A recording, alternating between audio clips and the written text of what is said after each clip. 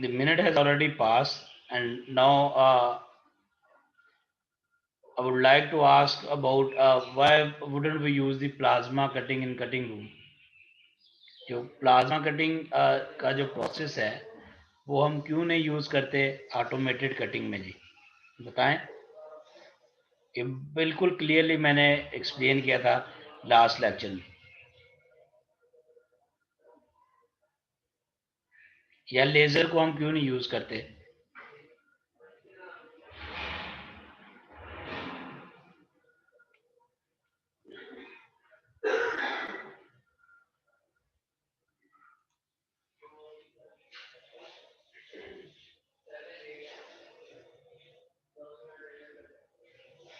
अच्छा, आवाज मेरी आ रही है सभी को?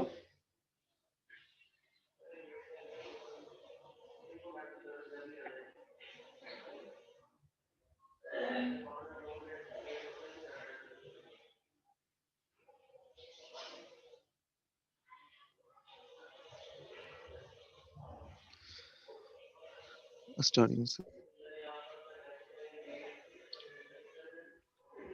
अच्छा, अगर आवाज आ रही है तो जो मैं पूछ रहा हूँ उसका आंसर कर दें। अगर नहीं करना तो फिर हम क्लास आज की शुरू करें। और वैसे मैं एक्सपेक्ट कर रहा था कि आप कोई ना कोई ऐड अप करेंगे चीज, ताकि सभी को कुछ नया सीखने का मिले। अगर आप ऐड नहीं कर रहे तो कोई जो है एक्सपीरियंस या नॉलेज शेयर कर रहे हैं। अगर वो भी नहीं कर रहे तो जो चीज़ मैंने आपसे पूछी है उसका आंसर करें। अगर वो भी नहीं करना तो फिर मैं गारमेंट मशीन मैं शुरू कर दूंगा 1-2 मिनट में।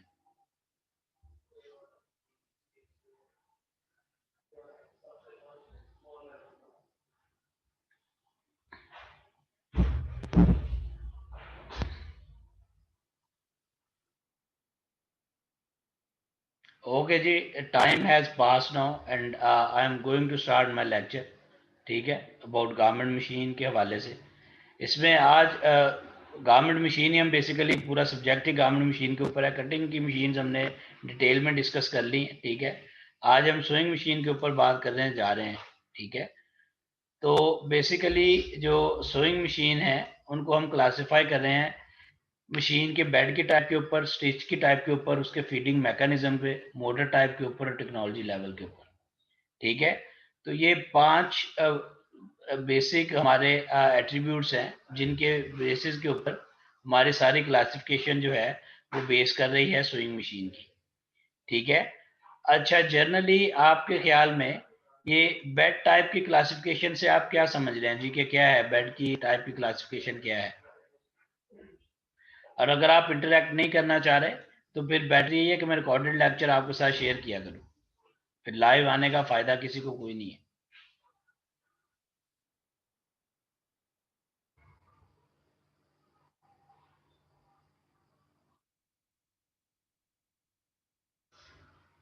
जी, यहाँ पे अगर आप स्लाइड के नीचे देखें तो एक सिंपल सी बात लिखी हुई है, why do we need different machine beds. हम मुख्तलिफ किस्म के मशीन बेड्स क्यों यूज़ करते हैं जी?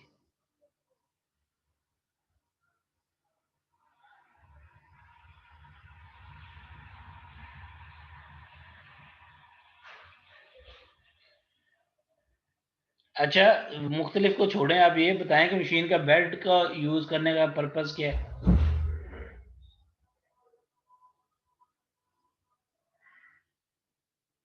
Okay, I think I would only do the recorded lecture now. ठीक है, यही बेस्ट पॉसिबल सॉल्यूशन है इस वक्त की सिचुएशन में। अच्छा, सर अगर हम मूवमेंट के लिए सर। मूवमेंट के लिए बेड यूज़ करते हैं, किस किस्म की मूवमेंट के लिए जी? जी सर, मूवमेंट जी, मूवमेंट तो ठीक है किसी भी मूवमेंट मशीन के हिसाब से सर। सर जी, स्मूथ फीडिंग के, स्मूथ मूवमेंट होगी तो मूवमेंट के सर फिर लिए। गारमेंट तैयार होगा ना हमारा। जी जी, सही, ठीक बात कर रहे हैं शहबाज आप। यानी स्मूथ फीडिंग के लिए हम यूज़ करते हैं, लेकिन मूवमेंट के लिए और भी बहुत सारे पार्ट यूज़ होते हैं, वो हम डिस्कस कर चुके हैं क्लास में ऑलरेडी। ठीक है, वो कौन से हैं जो जिसकी वजह से आपकी फैब्रिक की रियल मूवमेंट मैटर करती है, वो कौन से पार्ट?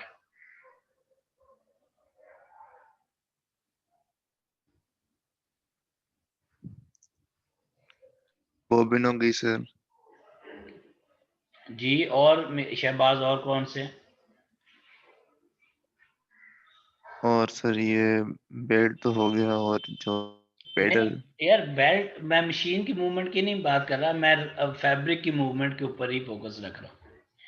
फैब्रिक की मूवमेंट के लिए कौन से अच्छा sir. Most important part machine का कौन सा वो पार्ट है जो फैब्रिक की मूवमेंट जिसके ऊपर बड़ा मैटर करती है जी?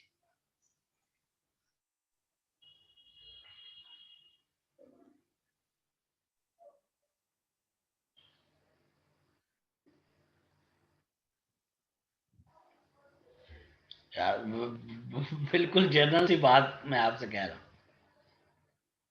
अगर वो पार्ट नहीं होगा तो फैब्रिक मूव नहीं कर सकेगा, ये मैं आपको बता दूं। ठीक है, बेड में हम कोई ना कोई इस किस्म का काम कर सकते हैं कि फैब्रिक को हम कोई किसी तरीके से मूव कर सके, लेकिन अगर वो वाला पार्ट नहीं होगा तो फैब्रिक मूव नहीं करेगा। बताएं कौन सा पार्ट है मशीन में? Pressure foot. Pressure foot.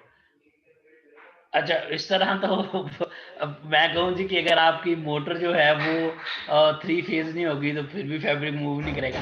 वो यानी इस तरह आप बात ठीक कर रहे हैं, लेकिन मैं इस हवाले से बात कर रहा हूँ कि वो बड़ा स्पेसिफिक पार्ट डिजाइन इसलिए किया जाता है कि वो उसका मेन पर्पज ही फैब्रिक की मूवमेंट है। मैं क्वेश्चन इस तरह रिफ्रेज कर लेता हूँ। प्रेशर फुट जाहिर है वो इनिशिएट दे कर रहा है, तो वो तो एक है ही है।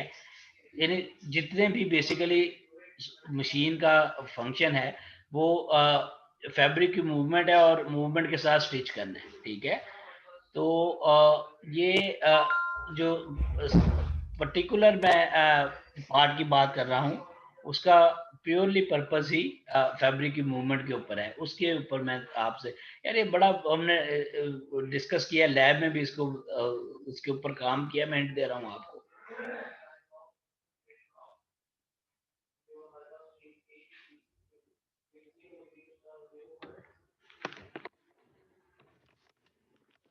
जी, इसके ऊपर करें बात कोई?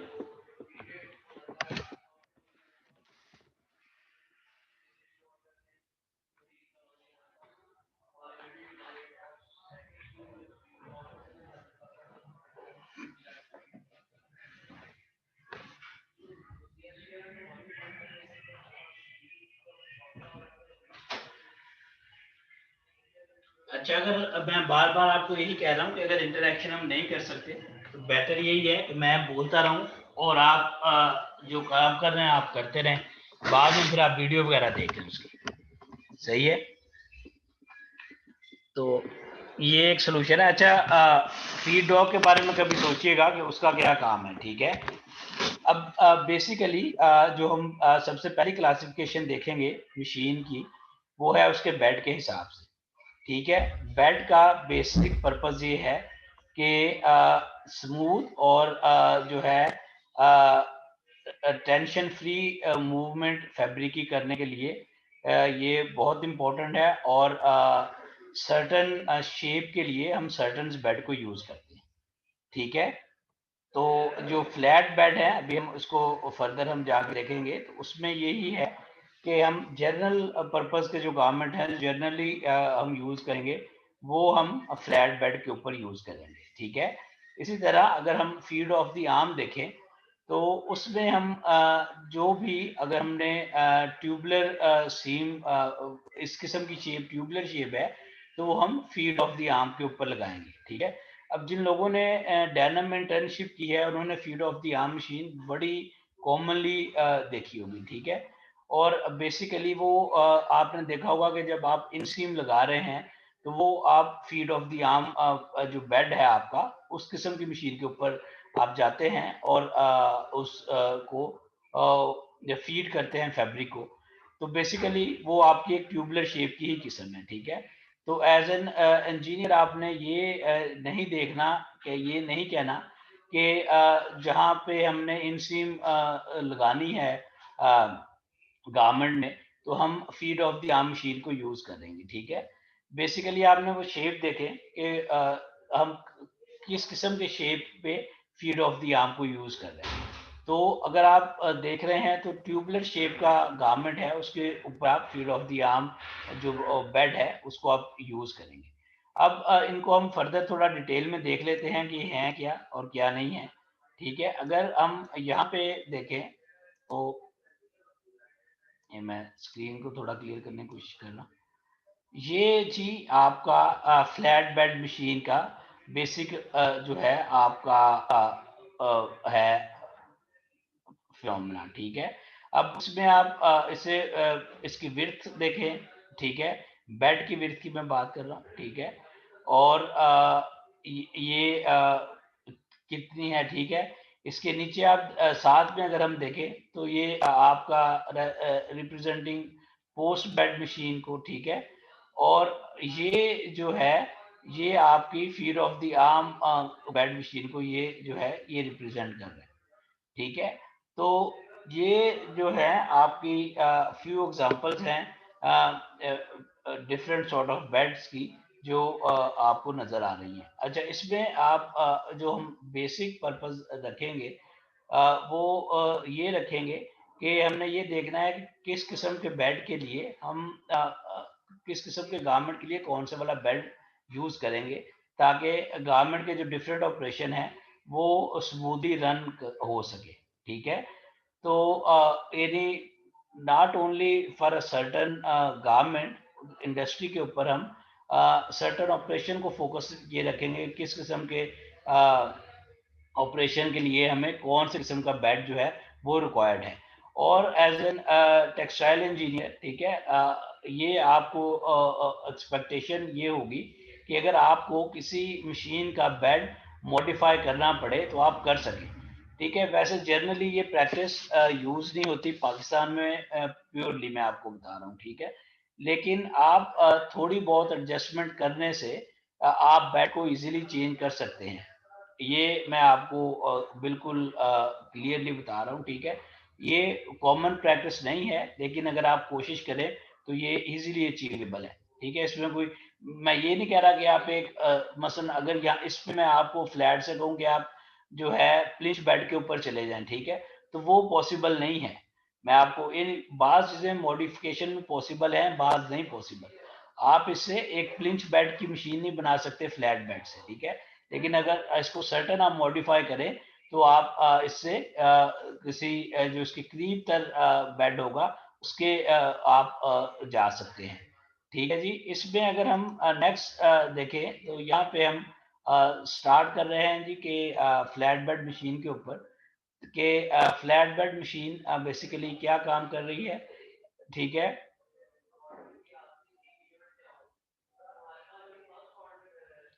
ये अगर ऑलरेडी मैंने आपको इसको एक्सप्लेन कर दिया है फ्लैट बेड मशीन को, सब कुछ वही है तकरीबन जो इस स्लाइड में मेंशन है। ठीक है, कि आपके जो जनरल पर्पस गारमेंट होंगे, जनरल फैब्रिक होंगे, और आपके जनरल ऑपरेशन जो होंगे, स्ट्रेट ऑपरेशन होंगे, और बिट कर्वी ऑपरेशन जो है, बिट कर्वी, वो आप आराम से इस मशीन के ऊपर यूज कर सकते हैं। ठीक है, और अगर आप स्किल्ड हैं, ठीक है, तो आप अपने पूरे का पूरा गारमेंट जो है फ्लैट बेड मशीन के ऊपर जो है वो आप यूज कर सकते हैं।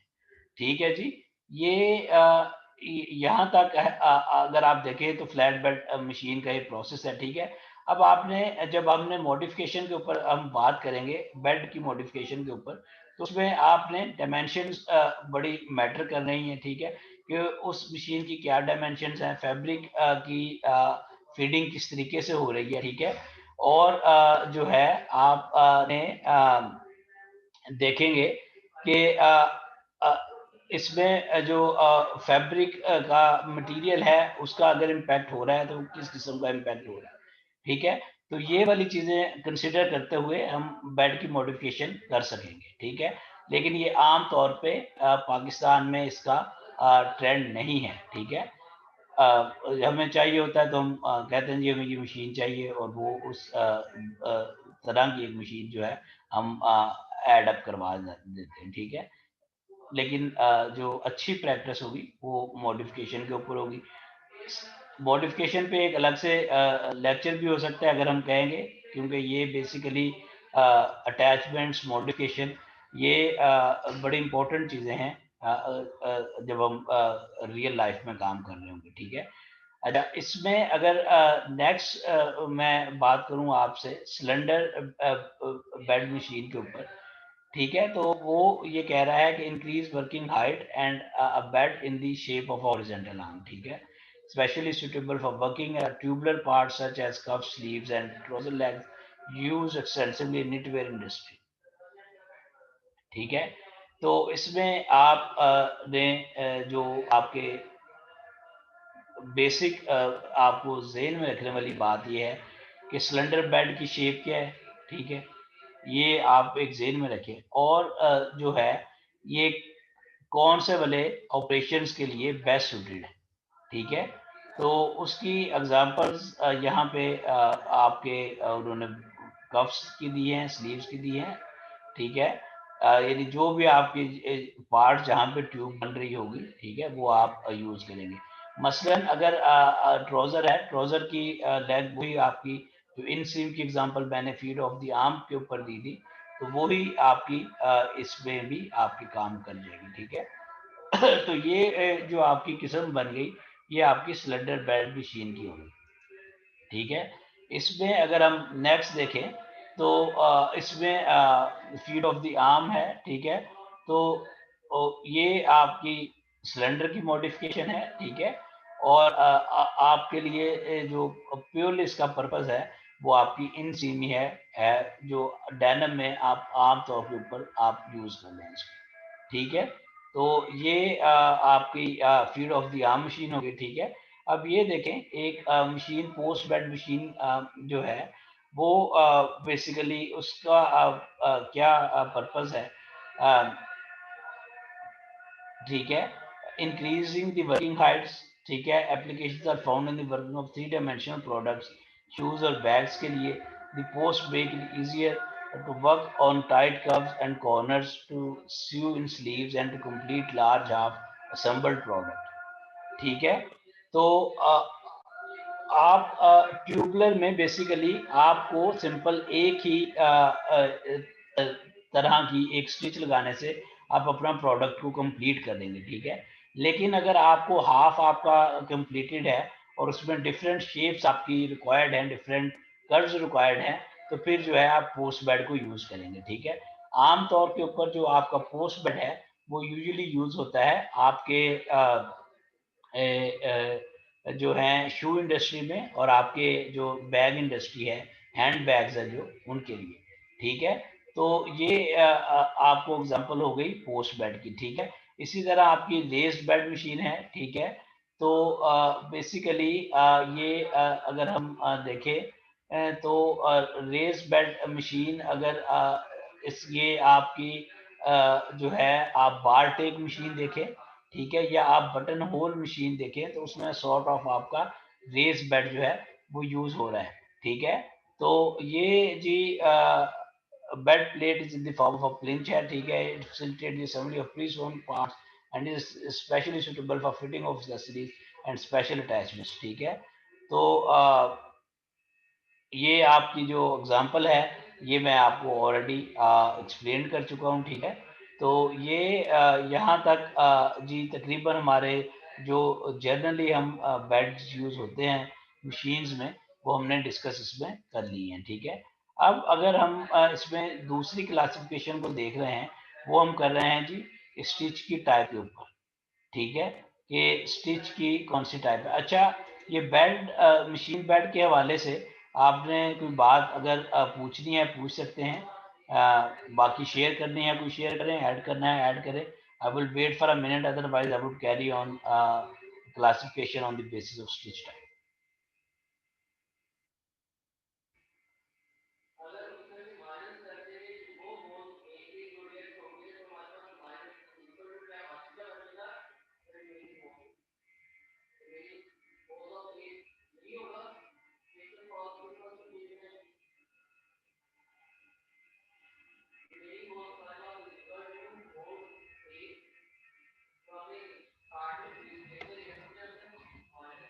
अच्छा जी, the minute has passed now and we would carry on stitch type classification के ऊपर, ठीक है। Stitch can be found by one of the following methods, ठीक है। आपकी इंट्रा लूपिंग है, इंटरलूपिंग है, इंटरलेसिंग है, ठीक है। इसमें कोई क्या समझ आ रहा है आपको? इंट्रा लूपिंग क्या होगी? इंटरनली लूप बन रहा होगा, ठीक है। इंटरलूपिंग में दो पार्ट्स लूप बना रहे होंगे और फिर इंटरलेसिंग है ये आपकी, ठीक है। तो ये टोटल आपकी स्टिच फॉर्मेशन है। इसमें निटिंग में कौन सा प्रोसेस यूज हो रहा है इन तीन एग्जांपल्स को? सर निटिंग में इंटरलूपिंग भी हो, और दूसरा सर क्या निटिंग हो में रहा इंटरलूपिंग यूज होता है है? जी बाबर। और और इंटरलूपिंग भी इंटरलेसिंग है यूज करते और हैं क्या है? इंटरलेसिंग नहीं होती? सर। इंटरलेसिंग सर इंटरलेसिंग जो उसमें होती है विविंग में, अपना स्टिचिंग में, गारमेंट्स को स्टिच करने के लिए हम इंटरलेसिंग यूज कर रहे होते हैं।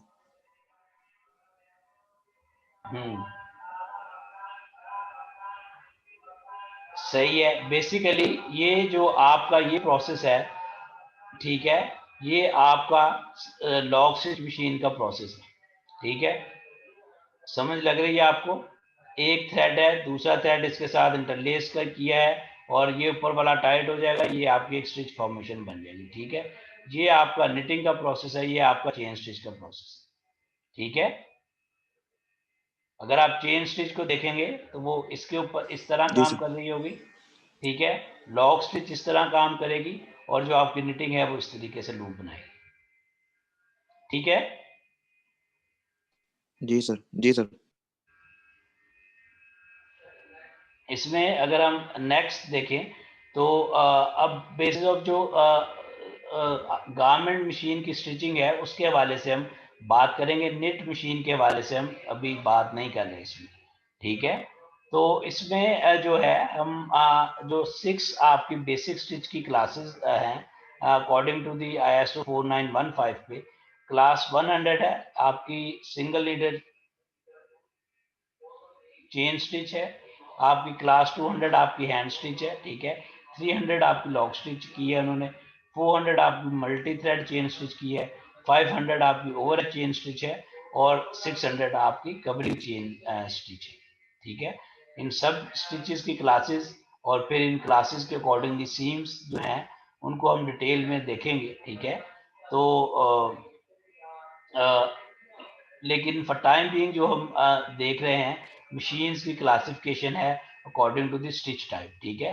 तो ये इन स्टिचेस के हवाले से भी मुख्तलिफ किस्म की मशीन जो हैं वो अवेलेबल होंगी, ठीक है। अब यहाँ पे भी हम अगर हमें पता होगा तो हम मॉडिफिकेशन कर सकेंगे। मसलन अगर ये जो 400 है मल्टी थ्रेड इसके ऊपर हम चला रहे हैं, ठीक है। तो इसमें जहाँ जब हम 3 थ्रेड चेन स्टिच लगाएंगे तो हम किस तरह की मॉडिफिकेशन कर सकेंगे? अगर 3 ही को हमने 5 थ्रेड के ऊपर लेके जाना है तो उसमें हमें किस किस्म की मॉडिफिकेशन हमें करनी पड़ेगी, ठीक है। तो ये जो है ये चीज़ें हमें मशीन को समझने के बाद ही हम ये काम कर सकते हैं, लेकिन ये आम तौर पे इंडस्ट्री में ये हो रहा है और ये बहुत कॉमनली यूज़ हो रहा है पाकिस्तान में भी, ठीक है। कि आप जो है कितने नीडल और लूपर को ऑपरेशनल करते हैं। जिन लोगों को काम का थोड़ा बहुत पता है वो ये काम जो है पाकिस्तान में फ्रिक्वेंटली जो है वो यूज़ कर रहे हैं, ठीक है। इससे जो बेसिकली हम देखें नेक्स्ट स्लाइड में तो ये इसका हमने प्रैक्टिकल किया है बड़ा ये डिटेल में। और ये मैं आपसे ये भी चाह रहा था कि हम इसको ग्राफ से के साथ रिप्रेजेंट करें टाइमिंग बार लगा के, ठीक है।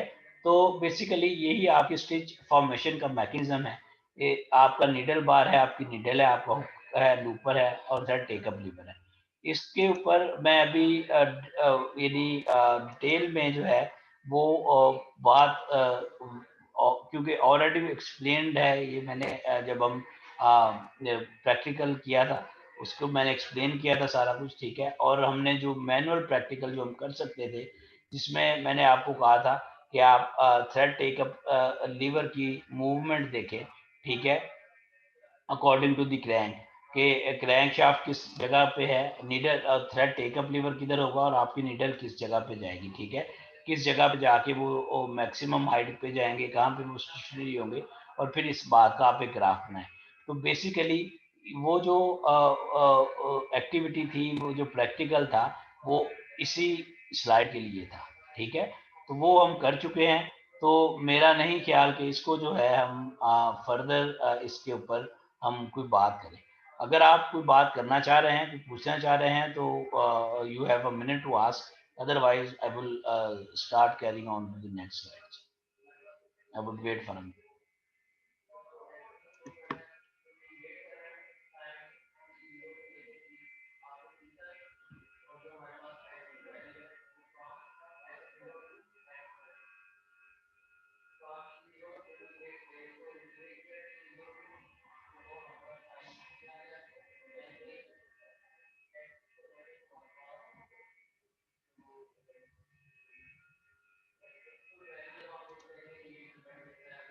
अच्छा, मिनट हैज़ पास। तो इसमें जो नेक्स्ट है उसका आप नीडल बार का फंक्शन है। ठीक है, नीडल की डिटेल जो है मैं कोशिश करूंगा कि हम इसी लेक्चर में फिनिश करें। ठीक है, अगर हम कर सकते हुए, अगर नहीं कर सकते हुए तो उसको हम नेक्स्ट में देखेंगे। ठीक है, और इसी के साथ मैंने आपको एक असाइनमेंट भी दी थी, जिसमें मैंने कहा था कि आप मुझे मुख्तलिफ नीडल फैब्रिक के लिए नीडल्स बताएं कि कौन से साइज़ की नीडल जो है वो किस फैब्रिक के लिए सूटेबल होगी। ठीक है, वो भी हम इन्हीं स्लाइड्स में हम डिस्कस करेंगे, और I will try to finish these things in this lecture. ठीक है, तो before going to these things, जो है हम देख रहे हैं कि नीडल बार का फंक्शन बेसिकली क्या है, नीडल काम कैसे करती है। तो provide motion to the needle. ठीक है, हेल्प्स हुक और looper engage the needle thread. ठीक है, तो जो है आपका नीडल बार जो आपका फंक्शन कर रहा है, वो बेसिकली ये सिंपल है। ठीक है, उसके बाद stroke of the needle bar depends on the type of the material being sewn. ठीक है, stroke for the light weight material कैसा होगा, और stroke for the heavy weight material क्या होगा। ठीक है, क्या सोचते हैं जी कि अगर आपका स्ट्रोक के बारे में हम ऑलरेडी डिस्कस कर चुके हैं।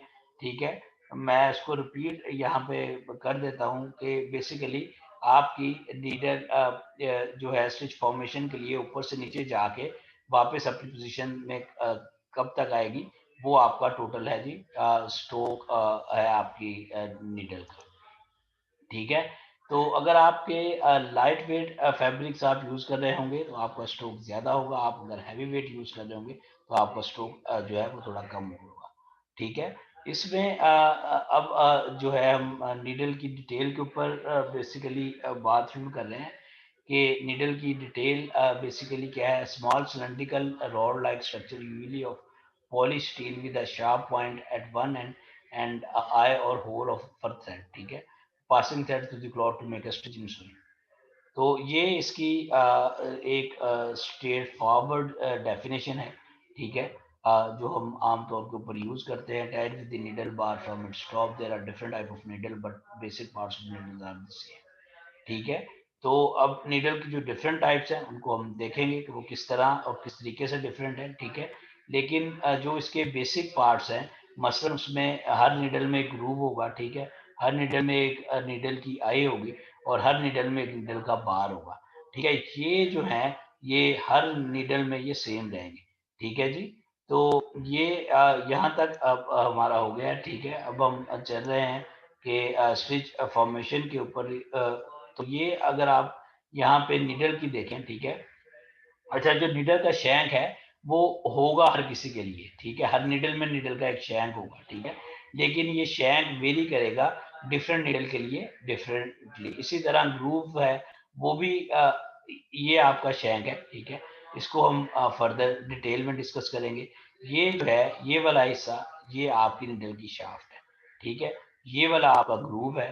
ठीक है, ग्रूव जो है बेसिकली ये इसकी शेप डिफरेंट होगी। ठीक है, लेकिन ये हर नीडल में ये भी होगा।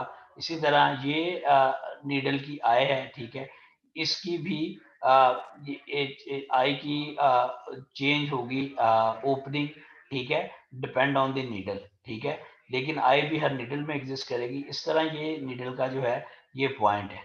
ठीक है, ये पॉइंट जो ये टिप है ये भी हर नीडल में एग्जिस्ट करेगी, लेकिन ये मुख्तलिफ किस्म की होगी। ठीक है, ये आपकी शार्प और पॉइंट आपका यहाँ पे शो किया गया है, मुख्तलिफ किस्म की है। इसको हम आगे फर्दर डिटेल में देखेंगे।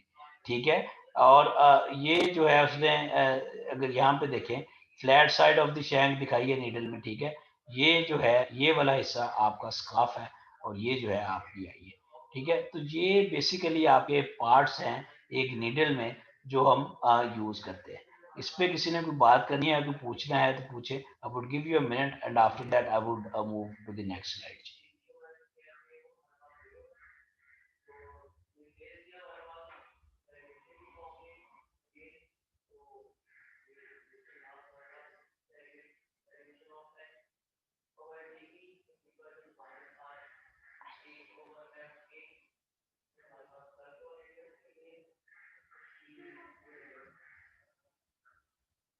हो गए जी, the minute has pass and next जो है हम इन्हीं पार्ट्स को थोड़ा देखेंगे।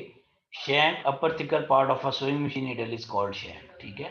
तो ये वाला हिस्सा जो है सोइंग मशीन का, ये अगर आप ये सोइंग मशीन अपने फोकस की है, ठीक है, तो ये वाला जो पार्ट है, ये वाला जो पार्ट है, ठीक है, ये आपका कहलाएगा शैंक, ठीक है। बेसिकली इसका मैं आपको एक सीधी सी ये बताऊं कि जो आपका टॉप के ऊपर मोस्ट थिकेस्ट और मोस्ट वाइड पार्ट होगा उसको आप शैंक कह दें, ठीक है। तो shanks are mainly of two types, आपके फ्लैटन है, आपके राउंड है, ठीक है। जो आपके फ्लैट है वो इस तरह के हैं, जो आपका राउंड है वो इस तरीके से, ठीक है। तो नेक्स्ट पार्ट आपकी शाफ्ट का है, ठीक है, कि आपकी शाफ्ट किस तरीके से है। The shaft of a sewing machine needle is the area from the bottom of the shank to the point. Shank के बॉटम से लेके, ठीक है, आपकी नीडल तक का जितना भी आपका हिस्सा है, ठीक है, यहाँ से यहाँ तक ये सारा आपकी शाफ्ट है, ठीक है। The shaft contains the groove, scarf, I and the point of the needle, ठीक है। ये यहाँ तक क्लियर है कि शैंक और शाफ्ट पे किसी ने बात पूछनी है तो half a minute you could think, other after that I would move to the next slide.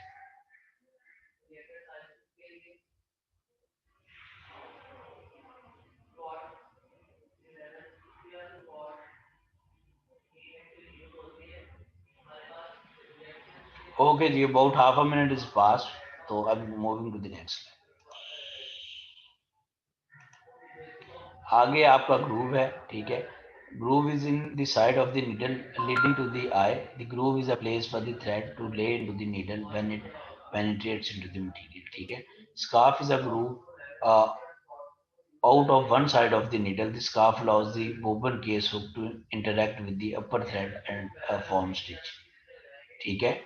तो इसमें बेसिकली जब हम मैकेनिज्म देख रहे थे उसमें भी मैं आपको ये बता रहा था कि स्टिच फॉर्मेशन में जो नीडल का वो वाला हिस्सा जो नीचे जाके आपकी बोबन के थ्रेड के साथ एक स्टिच फॉर्मेशन करता है, ठीक है, इंटरलिंकिंग करता है, वो आपका स्कार्फ जो है वो आपके फीट डॉग से नीचे पेनिट्रेट करता हुआ आपके बोबन हुक के ऊपर जो थ्रेड है उसके साथ वो इंटरलिंक्ड होता है, ठीक है। तो ये ग्रूव स्कार्फ के बारे में अगर आपने कोई बात करनी है तो you have few seconds, otherwise we will move to the next slide.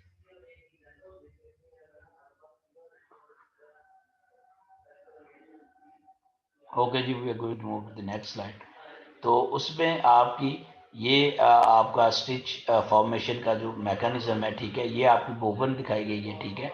और ये आपका जो है स्कार्फ है, जो ये वाला हिस्सा, ठीक है, जो थ्रेड लेके नीचे जा रहा है, ठीक है। और यहाँ से आपकी अगर इस पिक्चर को ही हम गौर से देखें, ठीक है, तो ये आपका लूप को लिफ्ट करेगा, ठीक है, और ये आपकी इंटरलेकिंग होगी, ये आपका बोबन है, ठीक है। ये बोबन के हुक के ऊपर जो थ्रेड ये उन्होंने ही शो किया है, ठीक है। ये वाला जो है इस ये वाला थ्रेड इसके साथ इंटरलिंक्ड हो गए। जैसे ये इंटरलिंक होता जाएगा आपकी नीडल ऊपर उठती जाएगी, ठीक है।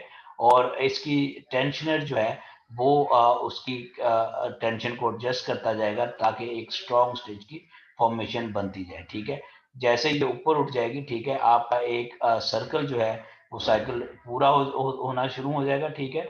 यहाँ पे बोबन इस तरीके से मूव करनी शुरू करेगी और आपकी नीडल ऊपर उठती जाएगी। जब आपकी नीडल अपने मैक्सिमम हाइट के ऊपर चली जाएगी, ठीक है, और आपका थ्रेड टेकअप लीवर जो है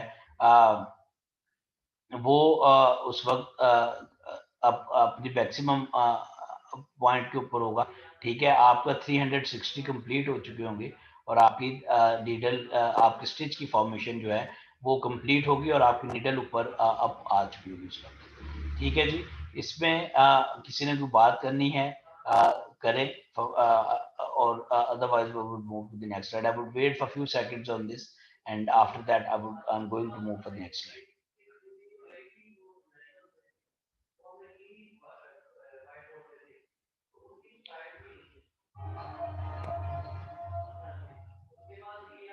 okay ji, a few seconds have passed now.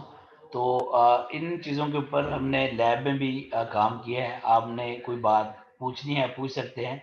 और दूसरी बात यह है कि जो लेक्चर है वो थोड़ी देर में फिनिश हो जाएगा हमारा आज वाला, ठीक है। और उसकी रिकॉर्डिंग जो है वो मैं आपके साथ शेयर कर दूंगा। ये 40 मिनट का ही है। अगर आप इसको फर्दर थोड़ा प्रोलॉन्ग करना चाह रहे हैं तो मुझे बताएं, अदरवाइज जो 40 मिनट्स हैं वो थोड़ी देर में फिनिश हो जाएंगे विद इन अ मिनट, ठीक है। तो eye of the needle carries the thread so the machine can keep forming stitches, ठीक है। तो the size of the eye can vary and works in conjunction with the groove of the needle, ठीक है। Using a needle with the eye that is too small or too large can cause problem, ठीक है। तो basically जो needle की आई का size होता है वो अकॉर्डिंग टू द नीडल ही डिसाइड किया जाता है। और ये जब हम नीडल परचेज करते हैं तो उसी में ही ये चीज़ें बिल्ट इन होती है।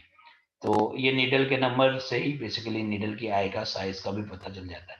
तो इस पे आप लोग को बात करनी है तो कर लें, अदरवाइज जो है मैं पॉइंट के ऊपर बात करता हूँ। ये डिफरेंट शेप्स के होंगे, वो शायद हम इस लेक्चर में नहीं कवर कर सके।